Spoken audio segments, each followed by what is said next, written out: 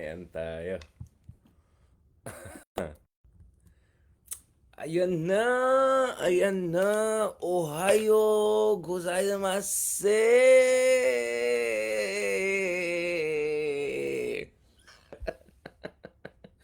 Ay nako, ito talaga mga ka-Mets, mga ka-Hidarian, mga minamahal natin dyan, mga ka-popcorn.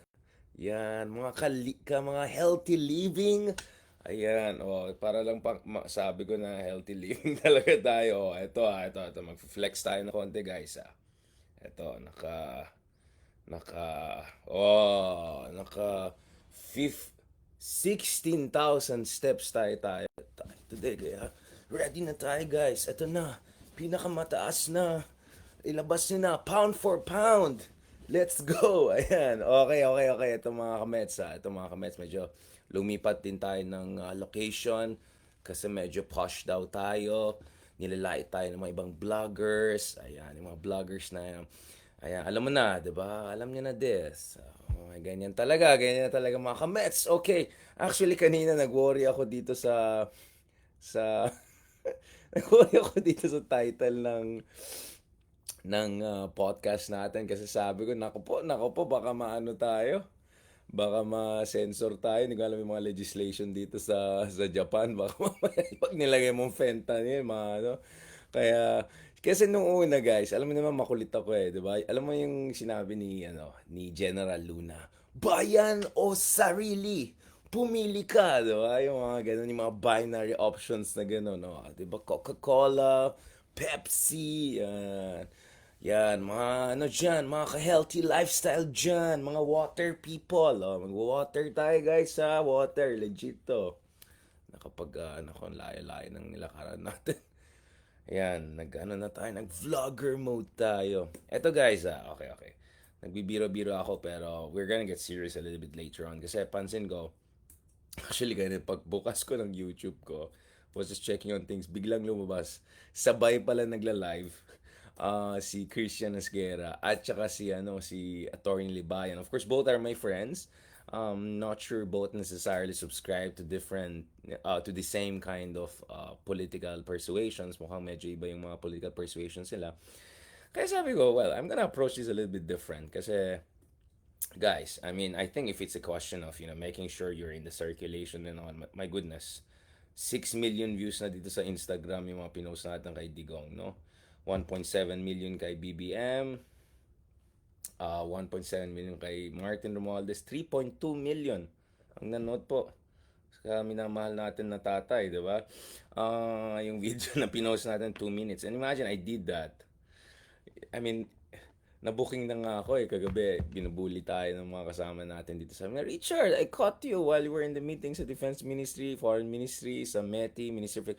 Nag-YouTube ka, anong ginagawa mo ganun? Sabi ko, sorry na guys, kailangan, obligations, important things are happening. Naku, pagtingin natin dito, grabe, sumabog pala. Internet broke, guys. Internet broke. Ayan, no? 3.2 million views, guys. 3.2 million views. Dun sa 2 minutes na highlight na kinuha ko doon sa speech ni Tatay Digong. So imagine multitasking. Ito yung sinasabi ko kanina na nagsabay yung dalawa, 'di ba? Nagsabay yung dalawang mga kaibigan natin na vloggers. Good job, guys. So sabi ko, I'm gonna approach this a little bit different. I mean, I'll not pretend. I didn't have time to listen and all. And both are great gentlemen, so I'm sure may sarili silang take on this issue. But let me approach this quite differently. Now, at the risk of getting red tag, I would say that one way of approaching this is yung sinabi ni Trotsky noon, di ba? Neither peace nor war, di ba?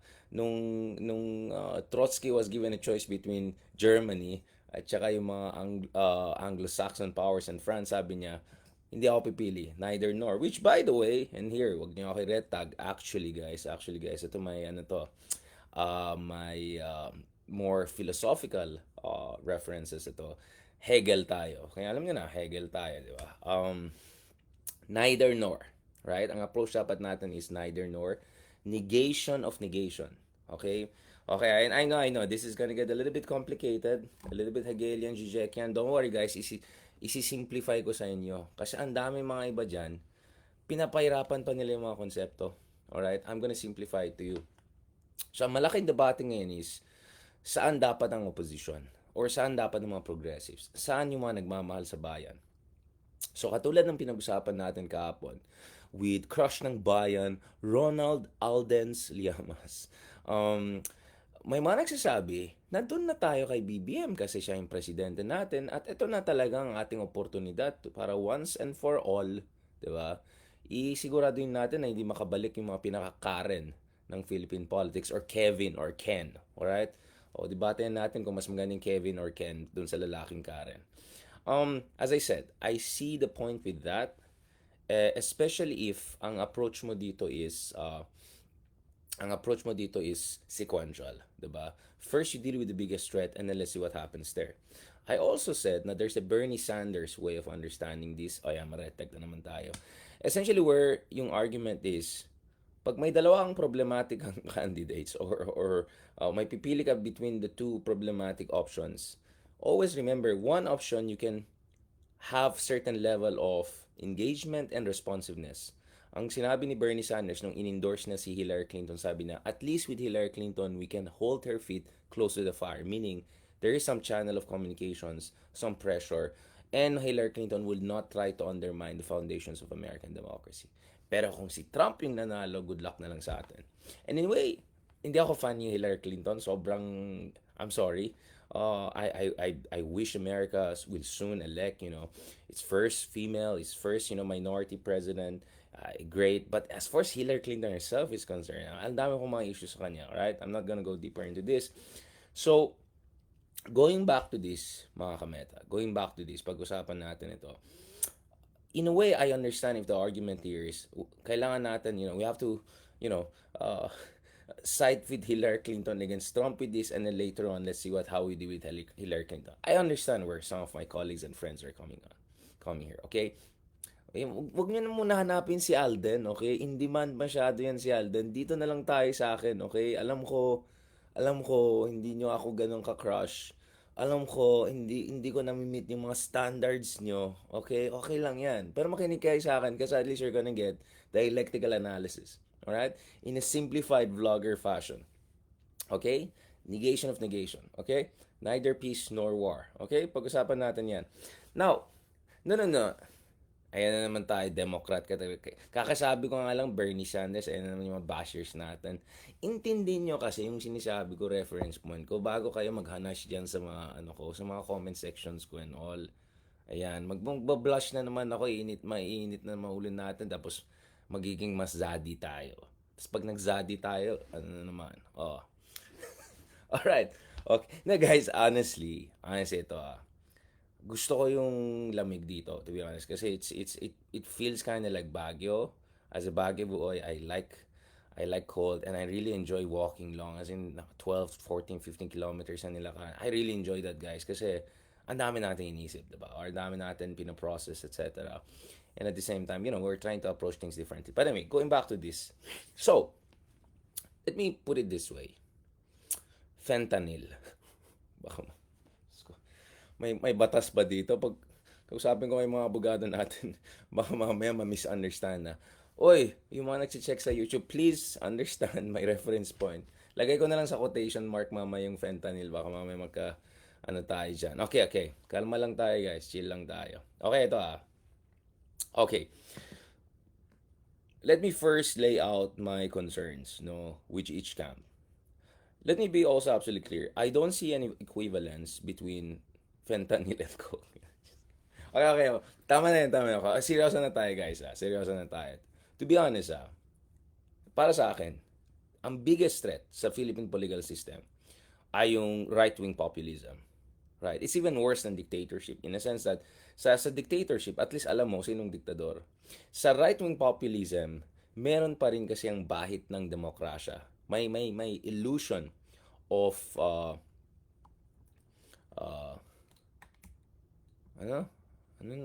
relax lang kayo dyan. Nagko-concentrate tayo, guys. Huwag kayong magulo. Ito,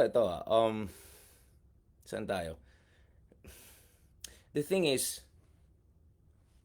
I understand bakit binoto si Digong noong 2016. In fact, I don't only understand it. May sinulat tayo ng libro. Alright? May sinulat tayong mga journal articles. May sinulat tayong mga academic pieces sa Cambridge University Press, sa Palgrave Macmillan yung book ko, sa Oxford University. Dalawa actually sa Cambridge University Press ng mga book chapters na nasulat ko. Countless articles, probably 1,000 or 2,000 articles ang sinulat natin. So, if you want to see my academic intellectual analysis, scholarly analysis nung phenomenon of Duterte, you should know, mga kameta, na wala akong judgment laban sa mga bumoto sa kanya. I completely understand where they come from. I do not agree with them. And I did not agree with them. Pero naiintindihan ko saan sila galing.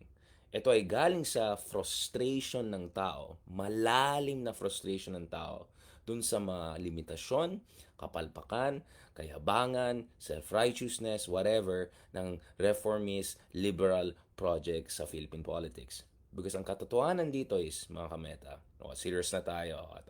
Ang katotohanan dito is, lumaban ang ating mga ninuno, nagsakripisyo sila from Gomburza to Rizal, and then nung Second World War, laban sa Imperial Japan. Naku, baka magalit sila dito sa akin, but whatever. Dun sa EDSA, nagsakripisyo si Ninoy. Lahat yan, lahat ng mga nagsakripisyo ng EDSA. And then ano nangyari? Purong katrapuhan na nangyari.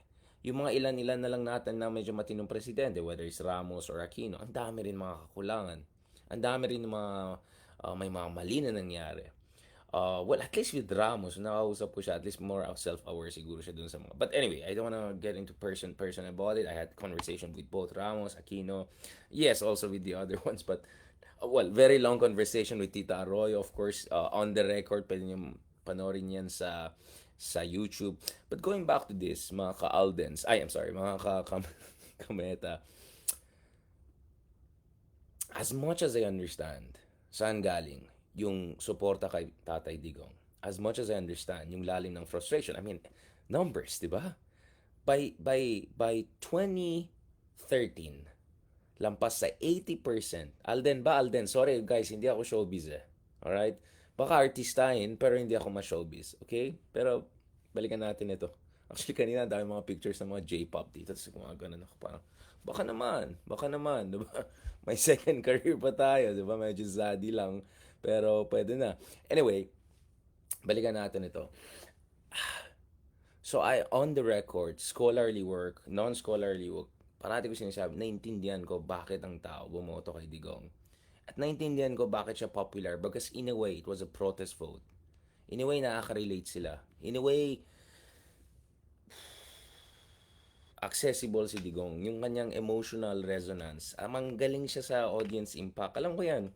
I'm a speaker myself. I deal with people. Sometimes I give speech among, 10.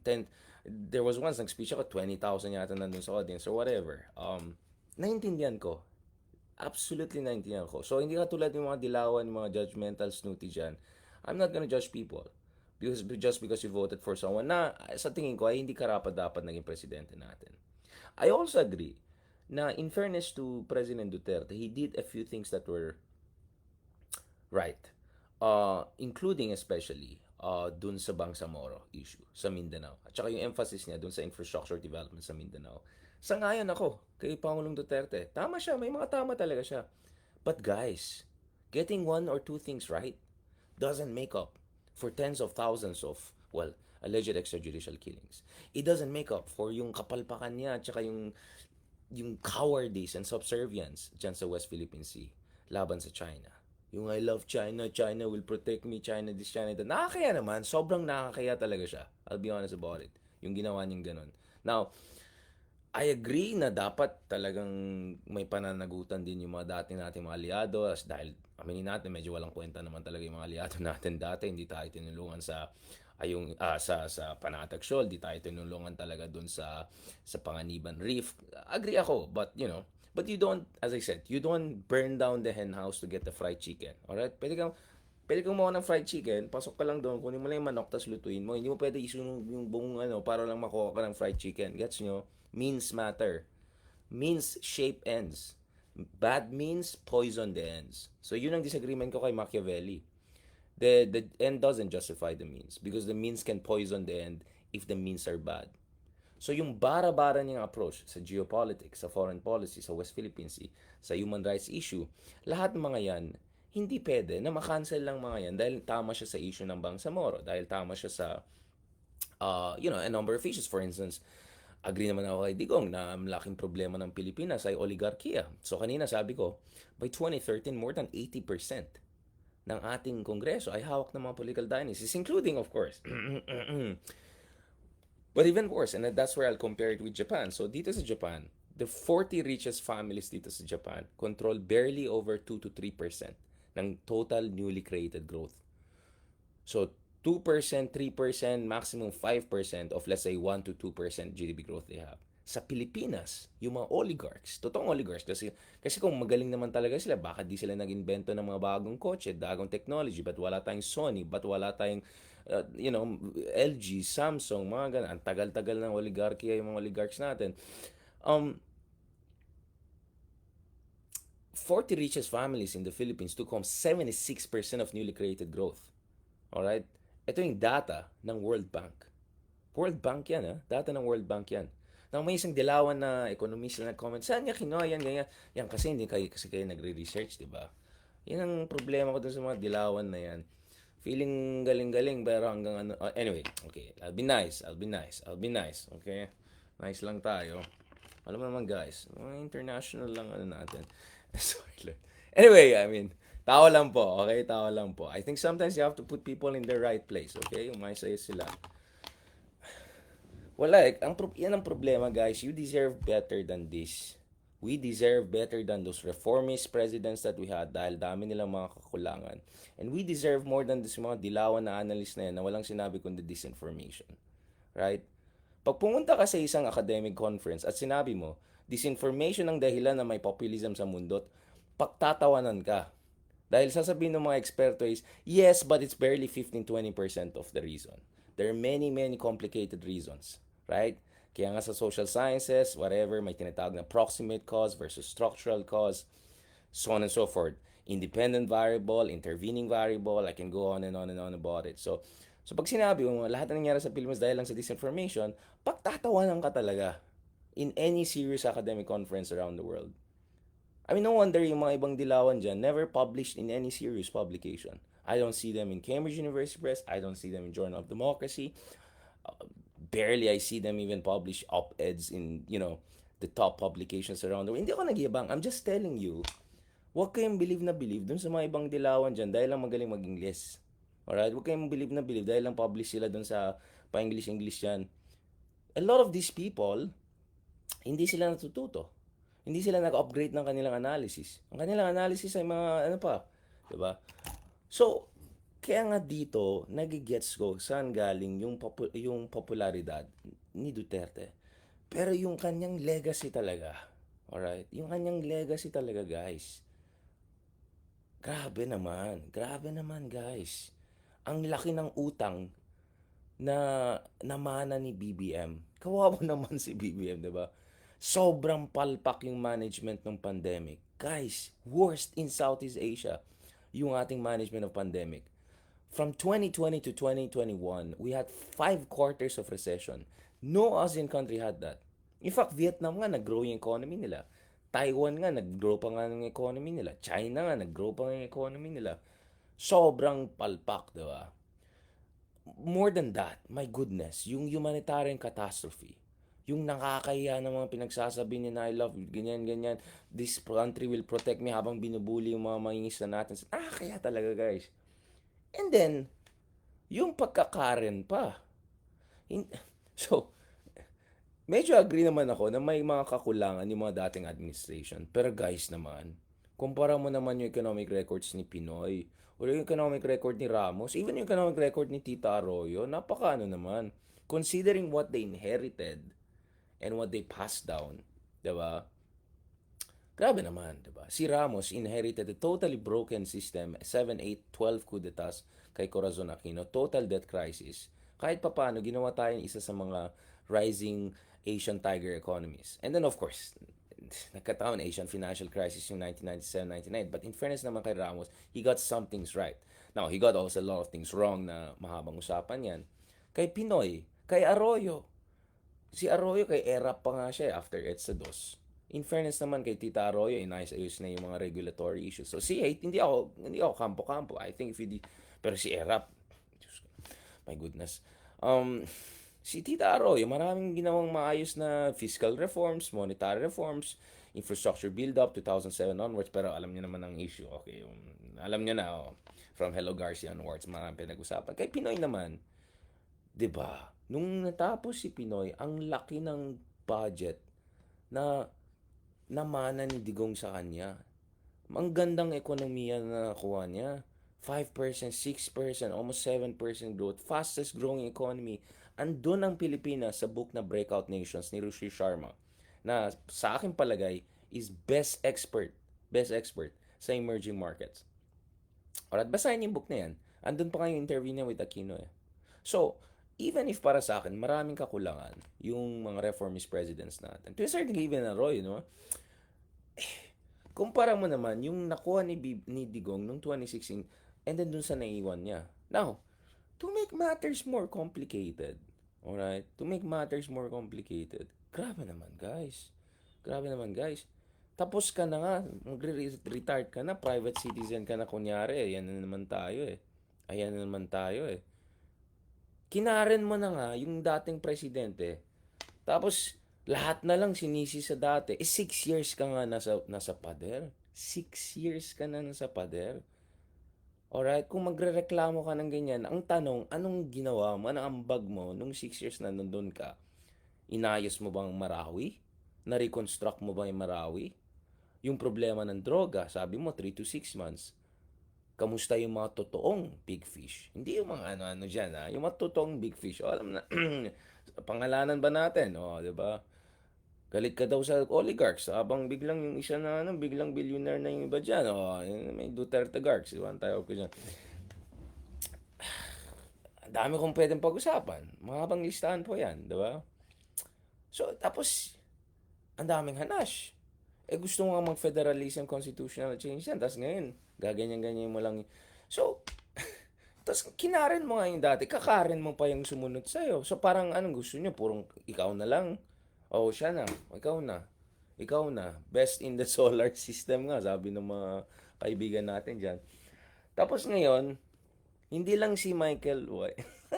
Marami pa tayong mga alam niyo na guys. Alam niyo na. Kung nag-iisip ka talaga, i-google mo lang. Alam niyo na this guys. Alam niyo na this. Alam niyo na this talaga guys. Ay nako, budol-budol. Budol-budol. Budol-budol. Talaga pound for pound king. From jet ski boy to budol boy. No, but tapos Kevin Boy pa, Ken Boy pa, 'di ba? Ginaganyan lang si BBM, binabastos lang yung presidente natin. Hindi ko binoto yung isa diyan.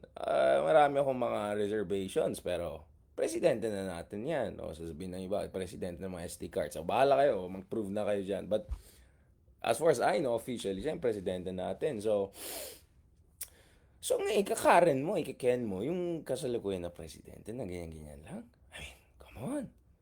Yakuza mo na sa PDEA list. Tapos, habang mayor ka, sino ka, yung mayor ka lang, ba't ka bibigay ng PDEA ang buong bansa? I mean, like, parang, tapos, galit na galit ka sa PI. PI ka ng PI sa PI. O, alam na, yung isang PI, different. Ikaw nga, di ba gusto mo magpa-federal? Then ngayon, interestingly, kaya nga sabi ni Ronald Alden, crush ng bayan, sabi na incitement to rebellion yung ginagawa. Na, I'm sure, yung mga pro-DDS na mga vloggers, isi-spin nila yan na hindi yan incitement, ano lang yan, drama-drama. Dati nga, magka-criticize ka lang ng konti, lalagay ka lang doon sa matrix ni lalagay ka lang sa destabilizer list, di ba? Tapos ngayon, openly kino-call out ng ganyan. Sabi niya, hindi yan, ano lang yan, biro lang yan. Ano ba naman tayo dyan, guys? Yan, alam mo, kaya, dito ako naging emotion every time nandun ako sa mga kapitbahay natin. Kasi syempre, kung nasa Europe tayo, US, ganun, malayo, iba kasi mga bansang yan. Pero every time nandun tayo sa mga kapitbahay na mas maunlad sa atin, sabi ko, kaya nga tayo hindi umuunlad. Palpak na nga yung leaders natin. Tayo pa yung naawa sa kanila. Tayo pa nga kinakawawa. Tayo pang nagdi-defend sa kanila. Tayo pang nag-apologize para sa kanila. Anong klase tayong bansa? Kailan tayo aakyat? kailan tayo babangon, 'di ba? Kung ganyan ang mindset natin. Sabi nga ni Rizal, si Lodi, 'di ba? 'Di ba? There will be no tyrants if there are no slave. Alright? There will be no Karens if walang oh, alam niyo na may sasabihin ako pero kinontrol ko na sarili. So, and then ngayon, sasabihin nung isa, maghihiwalay na daw yung Mindanao, ganun. Wait lang, unang-una, as if hindi nyo kontrolado ang buong Mindanao. Bakit? Andun ba sa rally nila? Si ano? Andun ba si rally nila, yung taga Bangsamoro? Wala. Si Haj Murad nandun? Hindi. Andun ba yung mga governors ng mga ibang Mindanao provinces? Central Mindanao, Western Mindanao? Wala. Kayo lang yan, taga ano lang, taga dun eh. Oo. Ayan na naman tayo dyan eh. Yan, Karen pa. So unless I see other governors and other top officials galing sa Mindanao ay sumama dito, sumabak dito sa ano ni tatay, I have doubts na this has currency anymore.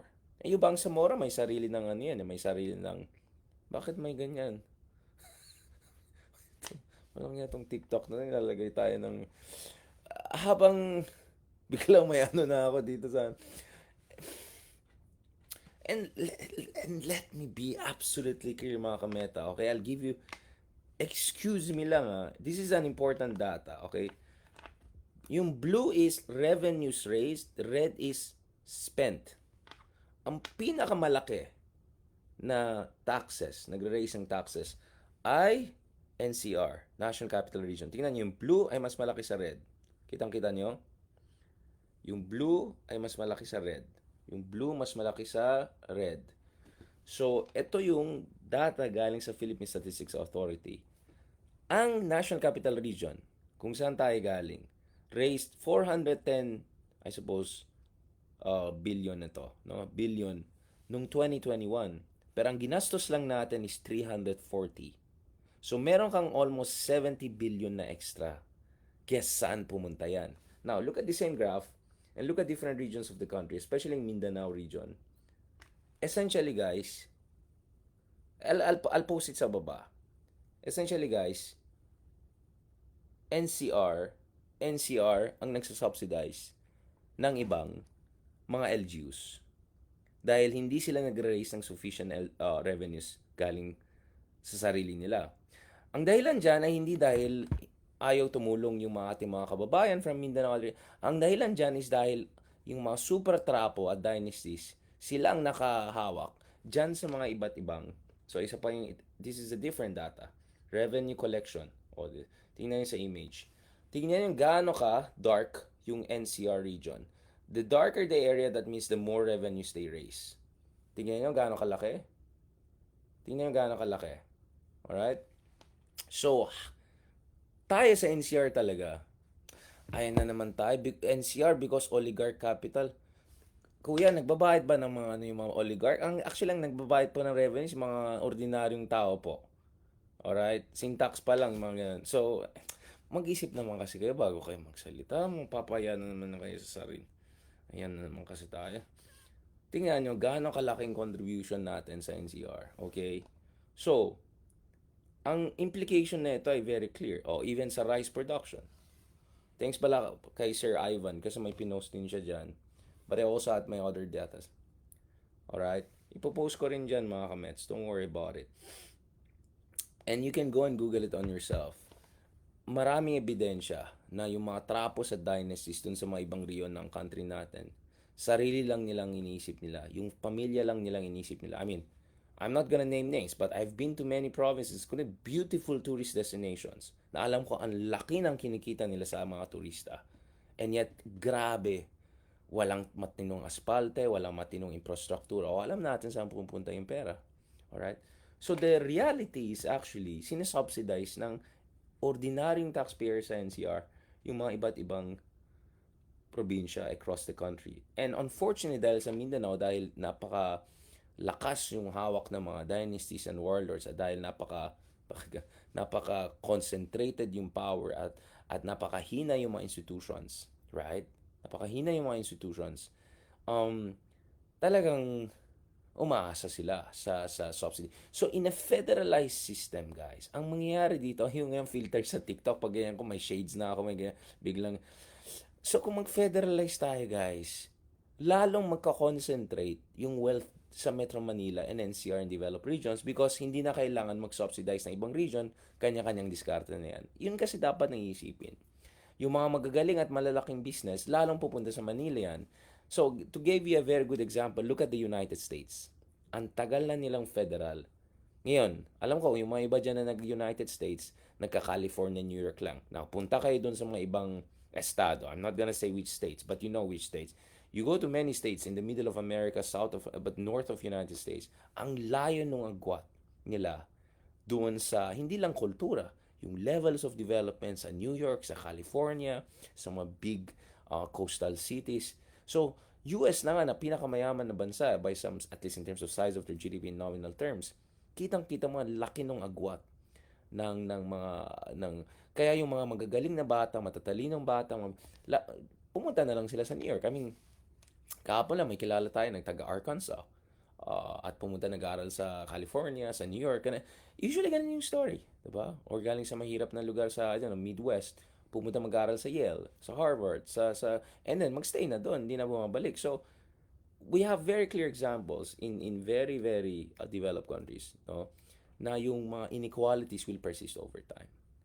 At yung mga syunga dyan na nagsasabi, uy, pag in, pag inayos natin, pag binuksan natin ang sarili natin sa lahat ng foreign investors, magically maging okay tayo. Duh!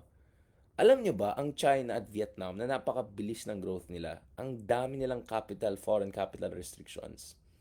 Ang isang dahilan na napaka-successful yung mga country na yan, aside from geography and geopolitics, is actually trade and industrial policy. Now, if you want to know more about it, please check. Just go to YouTube, put Hey Darion, industrial policy, trade policy. Tignan nyo guys, yung mga explanation natin, why those factors are important. O, di ba? I promise you guys to be serious. To be serious about this topic. May parang fentanyl gano'n. So, walang kwenta yung argument na pag nagyanyan tayo, automatically lahat ng problema natin na hindi mawala. But still, guys, I completely understand yung sentimento sa Mindanao at yung mga ibang riyon ng bansa natin na gustong humiwalay or something. I completely understand. I'll tell you what. Taga Baguio ako, di ba? Kami nga ng taga Baguio, meron din kami minsan inis sa mga taga Manila. Mga Manila, nyamet, apoy nga kastay-kastay. Oh, nyamet, man, palaing mo. Oh, alam niyo na, yung mga Ilocano dyan, mga taga Baguio, alam niyo na di ba? Yung mga sinasabi na. Kaya ako, pag pumupunta ako sa Baguio, nag-Ilocano na lang ako dun sa mga, para alam nila, one of the, di ba? Kasi alam ko, may meron talagang resentment. Kasi, gets ko guys, I understand the sentiment. But sentiment doesn't get you national success. Parang gilas yan eh. Hindi pwede purong puso lang. Kailangan ng talento, kailangan ng diskarte, kailangan ng practice, kailangan ng magaling na coach. Hindi pwede purong. At yun ang problema ko. Ang ating demokrasya is a popularity contest. Kaya napakasyo nga yung argument sabihin mo, ang taas ng popularity. So, minsan nga yung popular, yung pa yung mga palpak eh. Dahil, alam mo na, madali naman yung popular. Pamigay-migay ka lang, kahit bukas, kawawa na yung bansa. Usually, yung mga galing land leaders, hindi popular because they do the difficult things. I'll give you an example. It's like having a good parent. Diba? Isang parent mo, I don't know, happy-go-lucky, gastos-gastos, gift-gift, pamigay. Gustong-gusto mo siya. Tapos yung isang parent mo, dahil ayaw niya maging kawawa yung pamilya, tataas ng utang, the next day, babawasan niya yung mga excess expenditure niyo. Sa tingin niyo, sino mas popular sa kanilang dalawa? Yung irresponsible or yung responsable? Most likely, mas popular yung irresponsible. Right? Do you understand what I'm saying? So, popularity does not equate to competence. Sometimes inversely related yung dalawa na yan. In fact, in history, you have many examples. Hindi ko na sasabihin na mga Kim Jong-un, Saddam, yung mga dictator na yan. But many problematic people had very high approval rating. So please lang, don't say, hindi ito popularity contest. This is about competence. Alam mo dito sa Japan, alam mo yung approval rating ng Prime Minister nila, si Kishida? I think 16% or 18%. So you're telling me na si Digong na 90% ay 4-5 times more competent than Kishida?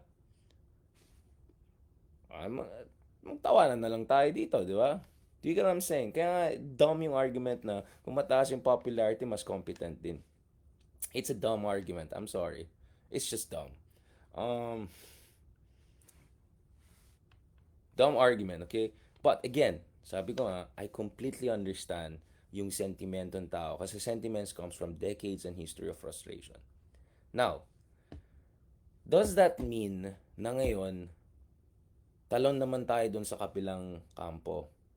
No, sometimes pwede ka rin na mababa rin approval at palpak ka rin. Hindi naman mutually exclusive yan. But I'm just saying, just because mataas ang approval mo, hindi ibig sabihin na magaling ka. In fact, sometimes it means the opposite. But it is very possible also, like Trump, na mababa yung approval mo at palpak ka rin. Yes. Okay? I'm not discounting that. But yung Kishida, yung prime minister dito, I don't think he's incompetent. Pero yung approval niya is below 20%. Does that mean na he is one-fourth or of competence of, I don't know, BBM or Digong, or he's like one-half competence of Trump, whatever, na 40% approval, something? Do you get what I'm saying? Ridiculous nga. Kaya nga stupid yung argument na yan. Sorry again to say it, but it's really ridiculous.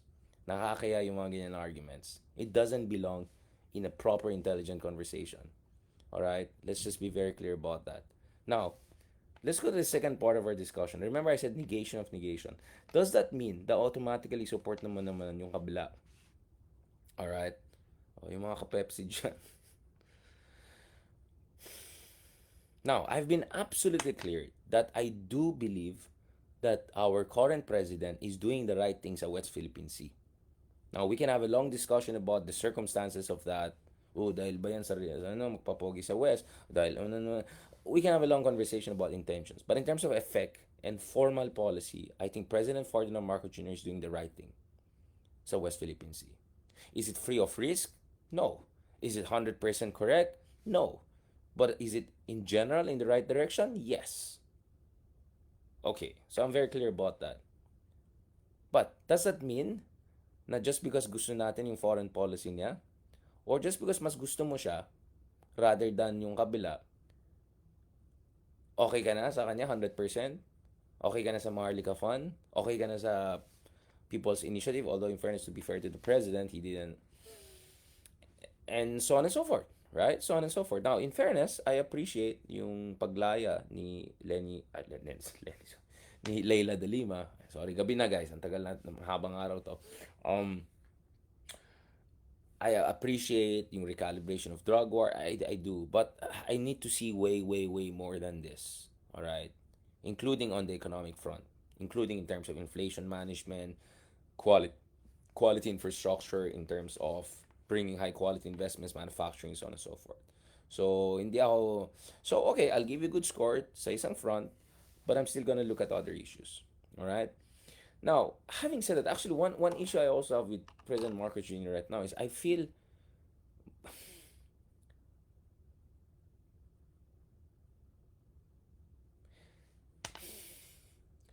dapat mas forceful yung response niya dun sa nangyari. Alright, guys? Kasi kung conflict avoidant ka, you're inviting essentially contestation. Alright? And as I said nga, one of the biggest paradoxes of our politics is that the conflict avoidant president is also versing a lot of crisis right and left, because the more conflict avoidant you are, the more you're welcoming, alright? The more you're welcoming challenges and contestation. Guys, iyan lang natin, block lang natin itong mga may mga unggoy dito. Sorry to, ayan, block natin itong mga troll boys. Yan, okay. Good na tayo. Ayan, ito rin, block din natin to see. Ayan, obvious na fake ang account. Ayan. Grabe si kuya. 2,000 ang fina-follow niya, talagang mga kalakaran troll. Okay, sorry na lang. Okay, may mga low life dyan, pero kailangan nila kumita, guys. Isa rin ang issue ko. Marami pa rin ang trolls kasi alam ko mataas ang inflation, kailangan kumita ng iba. Kaya pagbigyan natin, alright? Okay. Hindi natin kailangan moderate. Actually, guys, I enjoy it. Kasi sabi ko nga, kung naniniwala ka talaga sa sinasabi mo, kung may conviction ka sa buhay, alright, di ka ma-intimidate. In fact, matutuwa ka pa sa mga low lives na ganyan. Alright. Anyway, and I feel flattered and thank you for pushing up my engagement. But going back to this, kaya kanina may survey tayo, sabi ko, ano dapat ng response ni BBM dito? Kasi medyo next level na to eh, 'di ba? Incitement to secession, to rebellion, openly akusahan ka na gumagamit ka ng droga, etc. Which, the president rightfully said, I'm not even gonna dignify that kind of question. Now, pwede natin pag-usapan ano yung kasaysayan ng isang tao. But you know what? As far as I know, there's no evidence that, you know, you know what I'm gonna say, right?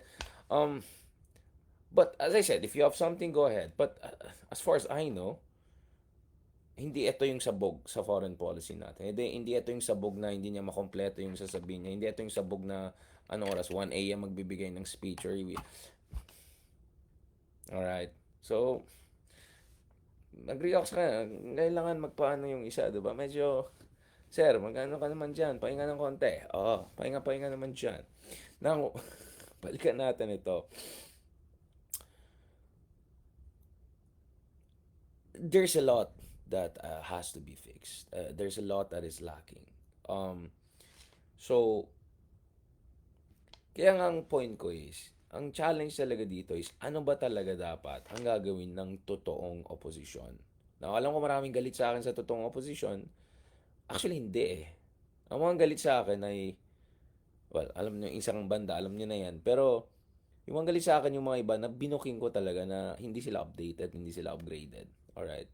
Now, I'm sorry guys, you know, I'm a, if you're really a good educator, you're compassionate, you're understanding, but you will be tough when you need to be tough to push people to be the best version of themselves. All right, in a very judicious way. So, sobrang nainis talaga ako dati kasi pinipilit pa rin yung disinformation ito, pinipilit pa rin yung argumento na nung nanalo si Marcos Jr., ito ng katapusan ng Pilipinas, ng demokrasya, ng mundo. It's puerile. I'm sorry. Oh, i-google nyo na ibig sabihin ng puerile. It is puerile. It's intellectually puerile. It's politically self-defeating. I'll be just brutally honest about it. Now, hindi nila ako inimbita sa mga events nila, whatever, like, okay, whatever. But, whatever, okay? Um, may sasabihin naman ako, pero control ko naman sarili ko. Sasabihin naman nila mayabang tong batang to. Hindi, kasi guys, ayoko yung pa-humble effect. Nahambog naman talaga. 'Di ba? Mas maganda na hindi ka pa humble effect, honest ka, pero actually deep inside, you're willing to learn. In fact, that's the reason why I'm open to collaboration. Whether ito si crush ng bayan na si Ronald Alden, um, Liamas, misa agree ako na mas tama siya, mas tama ako. Pero in a way, parang mas tama na naman ako kay Ronald kasi tingnan niyo naman yung response ni BBM. Immediately, eto na naman, okay lahat, okay daw ang lahat sa unit team, and then beso-beso with Sarah. Buti pa nga yung first lady, 'di ba? O medyo nagpakitang 'di ba, ng discontent, di na siya nag-hi hello, gumano na lang siya dun sa departure speech. Ipo-post ko rin yung video, hindi ko na-post kasi ang dami kong ginagawa. But the president has to draw the line once in a while. You have to show you're the president. You have the mandate of people. Yung dangal ng opisina yun na sa'yo. And then, sabi nung isang kapatid niya na nag-apologize naman daw yung isang mayor, yung anak ni ganito, ganyan. Like, you have to show decisive leadership. But the same also goes for the opposition. They have to also show decisive leadership. Now, as I said, kung talagang humble ka, you're willing to listen, I won't say corrected, but at least get different perspective. Kaya natuwa ako dun sa conversation namin ni Ronald Llamas kahapon kasi sabi niya, in fairness, may mga efforts naman behind the scenes. And I said, one thing that I'm very happy about is the fact that there's growing openness to the idea of a grand opposition, grand coalition. I mean, from Franz Castro and the center left, all the way to Riza Ontiveros na center left, so left, center left, and then to Liberal Party, Leila de Lima, Lenny, ganun. Maganda yan. We are seeing embers of that. And yung term na ginamit ni, well, dati kong professor, si Alex Magdo, according to Ronald Llamas, di ko binabasa si Alex ngayon eh. Sorry sir. Uh, Notorious din akong estudyante. Alam niyo guys, ako yung tipong estudyante, siguro galit yan si Sir Alex sa akin. Ako yung klaseng estudyante na, alam mo yung first day of class, titignan yung syllabus, di ba? Titignan ako ng syllabus, di ba? Ito. Tignan ng syllabus. Okay, okay. Sir, parang kulang ang syllabus mo. I mean, may mga kaklase ako dati na kung alam nila andun ako sa klase, magda-drop sila. Ganon sila kagalit sa akin. Kasi Karen daw ako. Well, medyo may pagka-Karen ako, pero in a good way. Ako yung tipong, Sir, di ba, pag-aralan natin, modern political thought, bakit wala si Nietzsche? Bakit wala si Derrida? Bakit wala si Foucault, kunyari? Or kulang yung mga readings natin? Ganyan akong estudyante, guys. Kaya ang daming galit sa akin nung college pa lang. Diba? Eh, hindi ko nakasalanan. Kasi syempre, ako, I want to learn the most, di ba? Naghihirap yung ating mga parents para mapadala tayo sa eskwela. So, I want to make sure when I go to a class, I really learn. You know, I have a world-class education. So, sana naman, di galit si Sir kasi pinadagdag ko yung kanyang syllabus nun, di ba? But anyway, yung idea ng PTSD sa opposition, gets ko yan. But yun nga, I also hope they don't take constructive criticism in the wrong way. Alright? And I hope na appreciate nila where we're coming from. Karini brutal to in a sense. I know we can do better as a people. I know we can do better as a democracy. I know the opposition can do better than this. And I'm fair. I'm very fair. I mentioned it. I think President Duterte was right on Bangsamoro. I think President Duterte was right to raise some questions about oligarchy, questions about our foreign policy, over dependence on US. Good questions. But the answers were horrible. Agree ako na we have to fight against crime and drugs, but tignan mo naman yung bara-bara niyang response, di ba? Oh. With President BBM, I think he has a good foreign policy so far, at least given things. But I want to see more on the domestic front before, going out and saying, dapat yan ang supportan natin in the middle of this. And lastly, as I said, the opposition has to step up to the plate. And please, I hope they don't take things against us when I point out certain things, because you need independent voices. And hindi naman ako nagyabang, maybe I know what I'm talking about, right? Maybe there's a reason why all around the world hinahanap tayo, dahil maybe they know that maybe I know something. Now, of course, the Lord knows I'm just a human being. I have my limitations, but the Lord also knows I'm doing always my best. I'm thinking all the time, literally. Like thinking is my life, right? Kaya tayo nakapagsulat ng ganong kadami. Kaya tayo nakapag-vlogs ng ganito. Kaya tayo na-interview ng oras. Because I'm constantly thinking. Wala akong time na magbarkada, haliparot, yung mga ganyan. Wala akong time sa mga ganon, guys. May time tayo na magpa-zadi, ganon. Oh, sure, pero yun na yun. The rest is just reading and all of that. And speaking of reading and all of that, yun na, guys. Before I sleep nowadays, ito yung binabasa ko. Ito yung libro ni Rizal, Radical. Gandang libro yan. I really suggest it by John Nery. Very, very good book. Right? Ma-inspire ka talaga. Diba? Ito po, kung titingnan mo yung mga sakripisyo na ginawa ng ating mga ninuno, mahiya naman tayo sa sarili natin. Mahiya naman tayo sa sarili natin. Mahiya naman tayo kay Rizal. Mahiya naman tayo. Na konting ganyan lang, wala na, alis na tayo ng bansa, wala na, hopeless na, yak-yak na, mawine na, tapos atakin natin si Darian, ang kapal ng mukha niya, mga ganyan, Johnny come latey. Ako yung Johnny come latey, baka hindi ka lang nagbabasa, di ba? Di ba? Yun lang. Kaya wala tayong time sa mga haliparot, mga barkada, gano'n. Actually, kahapon, yung sa end ng meeting, nagroponggi mga kasama ko. Ako, umuwi na lang ako, nag-vlog na lang tayo. Pansin niyo, hindi ako lumalabas sa gabi. Dito lang ako, nag-vlog lang ako. Right? I literally have no time for those things. Social life, whatever. Right? Because, nahihiya ako sa sarili ko kung hindi ko ginawa yung best ko. This is the least that I can do. Alright? This is the least that I can do. Alright?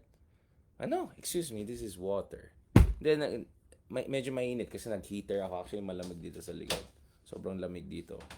So, when it's hot and all, nagaganyan ako. Alam mo naman, taga Baguio. Mainitin. Alam niyo naman, mga taga Baguio, mainitin. So anyway, thanks guys sa mga nakinig sa atin. I hope na-appreciate nyo itong ginagawa natin. I start with some jokes, nagpapatawa, ng asar. I know, minsan But at the end of the day, you see what I'm doing, guys. We eventually move towards a proper, serious discussion. So today, congratulations, you had an introduction to Hegelian dialectics. Negation of negation. Neither nor. Yan ang critical thinking. Ang critical thinking po ay hindi mag-criticize ka lang all the time na bara-bara. Style tatay yan. A critical thinking is to criticize a bad criticism. When you know what is a good criticism and you know what's a bad criticism, then you're having critical thinking. Pero yung banat ka lang ng banat na hindi nag-iisip, uy, by the way sir banat ba, baka isipin mo, ikaw lang banat sa mundo. Yung sinasabi ko, ma-hurt na naman si banat ba, magka-comment. May copyright na daw siya. Do you get what I'm saying? Do you get what I'm saying? So, I suggest guys, before you sleep, kung mahal yun yung bansa, maghanap kayo ng mga ganitong libro na ma-inspire kayo. And God willing, if, I have the time and energy and all, thanks to your support, I'm hoping to have something like that. Collection of my writings and all on Rizal and all of that. Because I'm also writing books on geopolitics, on Marcos's, whatever. But you need something like that. Because, diba, sa Stoicism, one of the big advices of Marcus Aurelius was this: the contemplation of the sage. Every time na nahihirapan kayo sa buhay, every time na hindi kayo sure sa gagawin nyo, isipin nyo yung tao na iniidolo nyo. Yung tao na iniidolo is actually blasphemous, sorry. As a man of faith, I don't want to use that term. Think of a person na you look up to, no? At sasabihin mo sa sarili mo, anong gagawin ng taong ito pag ganito yung kanyang dilemma? Right? Do you think ang gagawin niya ay ganito or ganyan? So the contemplation of the sage, that's the term that Stoics use. Very important yan. So every time nahihirapan ka sa buhay, every time na gusto mo mag-back out, every time na naguguluhan ka or confused ka and all, ask yourself, yung tao na nirerespeto mo, anong gagawin niya sa ganitong situation? And guess what? As a Filipino, as a proud Filipino, I will always ask, what would Rizal do? I'm not saying I'm like Rizal and all of that. Lahat naman tayo may sariling babash na naman ako. No. I always ask myself, what would Rizal do? Would he whine? Would he... Well, guess what? I think Rizal would have been a vlogger. I think Rizal would exactly do what we're trying to do here. To write the top publications around the world, to do the scholarly work, to fight the good fight, but also to vlog. To engage, to learn, to respect, to criticize, to learn again. To be truly humble, not kunyaring humble, and to call out nonsense, including your own nonsense, right? On that note, thank you very much. Maraming salamat, including sa mga trolls natin na tinataas yung ating engagement. I always appreciate that. God bless, and talk to you soon. And yeah, of course, there are many, many other great books. There are other books kasi guys na I'm writing a review, by the way. So probably I also have to start doing serious book reviews and all. I mean, we can go with, Turgenev, Sons and Fathers and Sons, and we can go Gogol and War and Peace and all. Okay, but whether it's Book of Ambeth, Patricia Evangelista, of course, isa sa mga books closest to my heart. The book that I think was responsible for me like falling in love with the legacy of our forefathers. Nick Joaquin, I can go on and on about it. But yun lang guys, okay? We are serious people, alright? We joke here and there, we make humor and all, but we are serious people, alright? And God willing, sana I can write enough so that I can put them together because, realistically, I don't think I can separate, right? But I can put something nice together and all of that. So thank you so much guys dito sa continuous support nyo. Ito yung tiwala nyo sa akin. Kahit minsan nagbibiro lang ako, nagkakalat lang, tawa lang pa. At kakagabi, nakita nyo talagang eye bags na. I mean, meron pa rin, but you could see I was really, really tired. But sabi ko, go pa rin. Let's discuss this. So I hope you appreciate what we're doing here. God bless and talk to you soon.